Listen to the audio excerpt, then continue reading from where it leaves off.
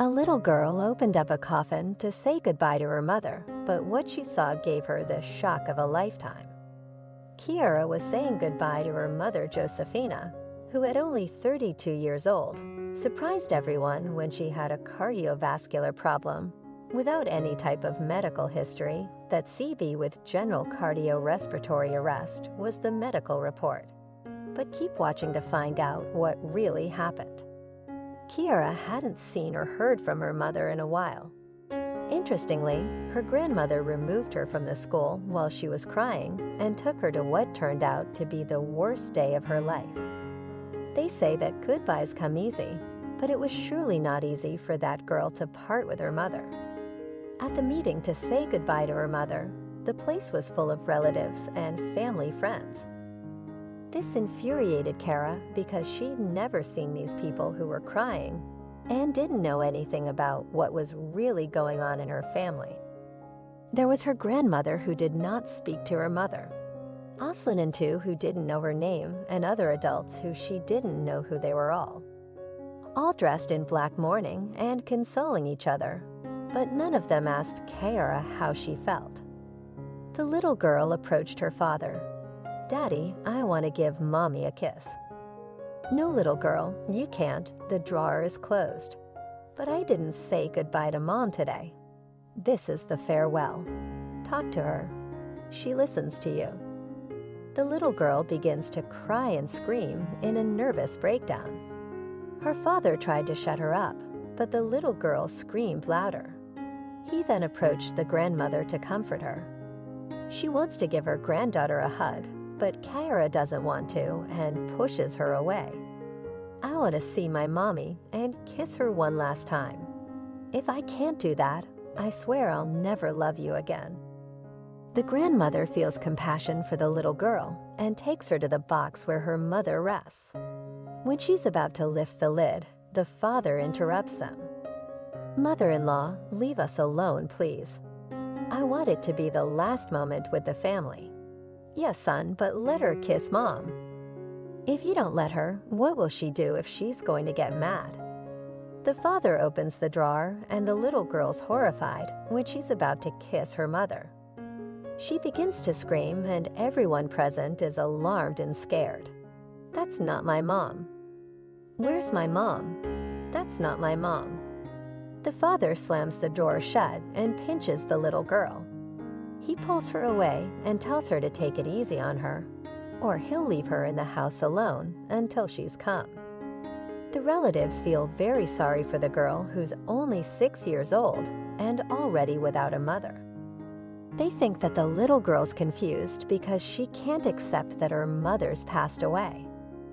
They want to comfort her, but turn a deaf ear to the cries of the infant. In fact, her aunt puts a few drops of sedative in the water to sleep, and she calms down a bit. It's for her own good. It's going to hurt you crying so much. You better sleep because tomorrow's going to be a new day. The aunt who gave her the sleeping drops takes the little girl in her arms to her house. She lays her down on the bed and kisses her forehead, convinced that she was doing what was best for Kiara. However, the years passed and Kiara remembers that day as the worst day of her life. She kept for more than 10 years the face of the person who was in her mother's place. Her mother had brown skin. This woman was pale, the shape of her mouth, her nose. She reminded herself every night for over a decade now that after all sorts of paperwork, she got to examine the body of her supposed mother. Very little remains of her mother, Josefina, but enough to request a DNA test. They performed the test, corroborate that she is her mother, but to the surprise of everyone except Kiara, the DNA test comes back negative.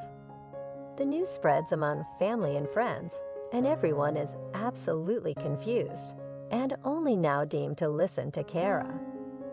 "I always knew she wasn't my mom. I didn't doubt it for a minute. She had that thorn stuck in her chest here. How come you didn't speak earlier? Like the time I spoke up and they gave me a painkiller and no one believed me. My dear, please, I beg you, we had no idea. Don't take it out on us now. You know we wanted the best for you. It's your mom, but we're also talking about my daughter. I didn't talk before because she was threatened. My father told me that no one was going to believe me, and that if I spoke, he was going to commit me to a psychiatric hospital. You say he knew. He's the #1 culprit. The grandmother senses in the words of her granddaughter that something has to do with the relationship that her father now maintains with her aunt, and therefore she hastens to say, I don't agree with your father dating your aunt either. But hey, Kiara, one thing is one thing, and another thing is another thing. Let's go against the hospital. They were wrong.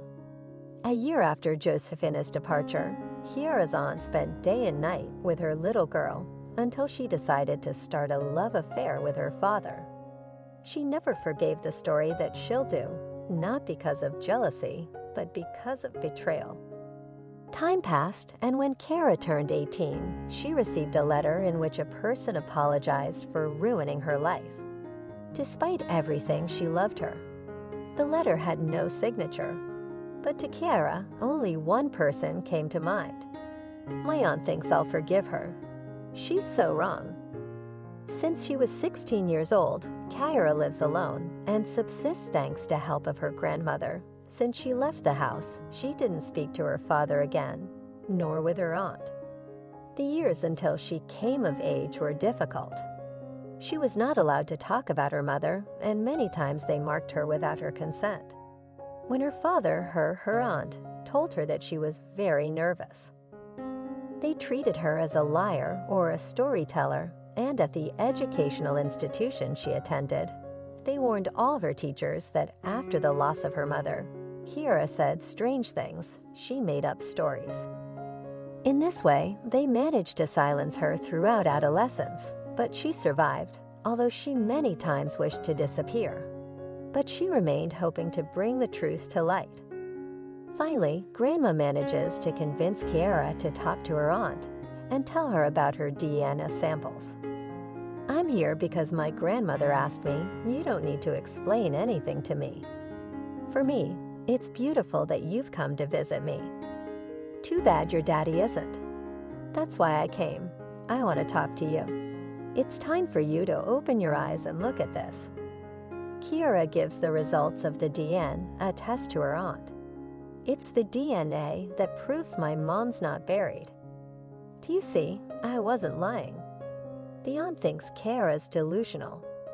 Well, she's being manipulated by the little girl's father, but she wants to get to her aunt to read the studies and shows her all the evidence. The aunt bursts into tears and apologizes, among other signs of confusion.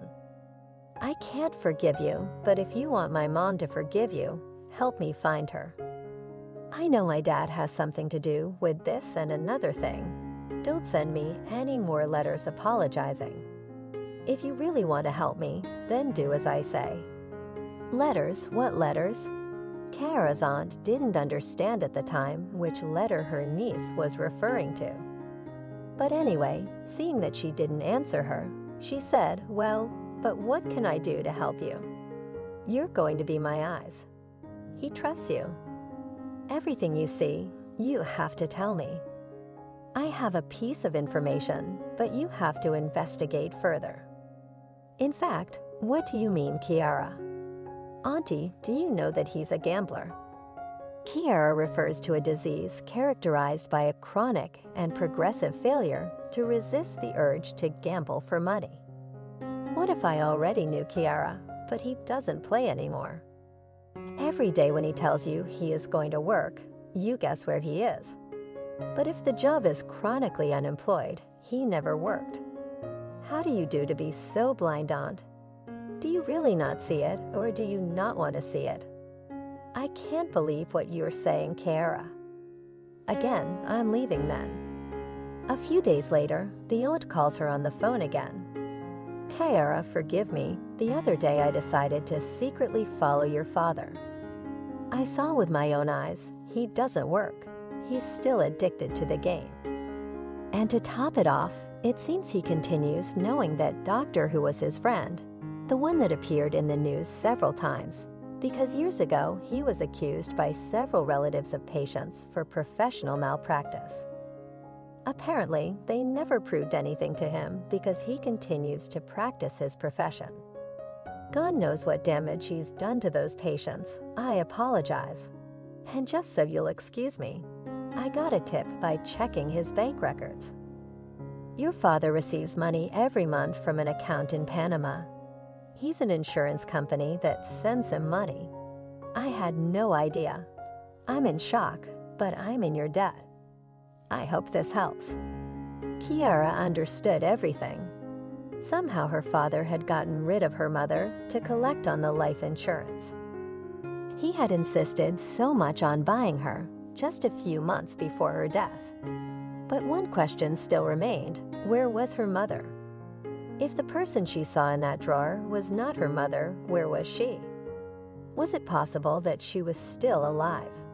Suddenly, as if sent from heaven, an idea crossed Kiara's mind, and she remembered the letter that someone had sent her on her birthday and that she thought was her aunt. She ran back to look for it and noticed that it had been sent from a mental institution. She took a taxi, and after a couple of hours, she arrived at a psychiatric institution. There, she asked for the name of her mother, but they didn't know how to answer her because there was no one with that name and the records of the institution. However, one of the nurses saw a certain similarity in Kiara's face with that of one of her patients and took her in with her. In a large garden behind the building stood a woman in a wheelchair staring off into space, her hair bleached. She clearly looked disturbed. Kiara recognized her immediately. "Mommy, Mommy, is that you?" The woman could hardly recognize her. "Dear daughter, you came for me." Mother and daughter spent long hours talking. At that time, they were without a doubt the happiest people in the world. Then the nurse told Kiara that her mother had been found years ago while she was wandering in the middle of the city without papers and without knowing who she was. She clearly suffered a severe blow to the head and had apparently lost her memory from it. After years of treatment, doctors had managed to get the mother to remember some of her past. It was then that she sent a letter for her daughter's birthday, but didn't sign it, for fear that her father would do something bad to Kiara or to her if he found out about her whereabouts. Well, it turns out that her father had tried to take Josefina's life to collect her life insurance. But she had managed to escape, but not before receiving a strong blow to her head from him.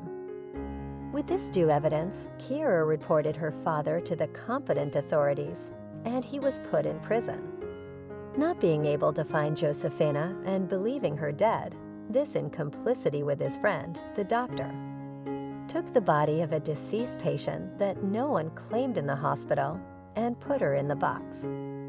It was then the Kiara seeing said body knew immediately that she wasn't her mother. Now mother and daughter make up for lost time, and this great happiness reigns in their house. Just so you know, today's story is a little different than our usual. Please share your thoughts in the comments below to get the conversation started.